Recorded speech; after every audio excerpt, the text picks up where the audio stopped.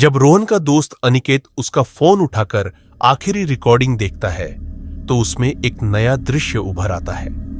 रोहन दरवाजे के दूसरी तरफ है, लेकिन इस बार वह अकेला नहीं है।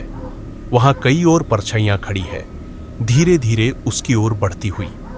उनमें से एक के चेहरे पर वही जलने के निशान है, लेकिन तभी कुछ चौंकाने वाला होता है। परछाइयों में से एक अनिकेत की ही होती है। दोस्तों को रोहन का कोई सुराग नहीं मिलता। वे पुलिस को बुलाते हैं, लेकिन पुलिस को कमरे में सब कुछ सामान्य लगता है। कोई जबरदस्ती का निशान नहीं, कोई सुराग नहीं। पर 2 दिन बाद रोहन वापस आ जाता है, लेकिन अब वह पहले जैसा नहीं रहा। उसकी आंखें अजीब लग रही हैं, उसकी आवाज धीमी और असामान्य हो गई है। वह ज्यादा किसी से बात नहीं करता, और सबसे डरावनी बात, वह हर समय दरवाजे के पास बैठा रहता है, टकटकी लगाए उसे देखता हुआ, जैसे इंतजार कर रहा हो। रोहन के गायब होने के बाद उसके लैपटॉप की रिकॉर्डिंग्स को जांचा जाता है। जब उसकी पुरानी फाइलें खोली जाती है तो उनमें कुछ अजीब तस्वीरें होती है, उसी दरवाजे की, लेकिन सालों पहले की। समस्या?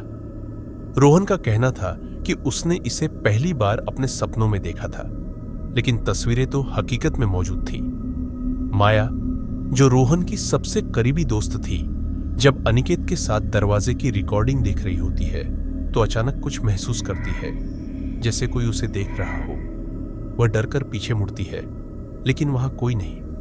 पर जब वह वापस स्क्रीन पर देखती है तो वीडियो में रोहन के पीछे जो परछाई थी वह अब आगे बढ़ चुकी थी, सीधे कैमरा देखने लगी थी। एक रात रोहन के लापता होने के बाद माया और अनिकेत उसी कमरे में सोने का फैसला करते हैं।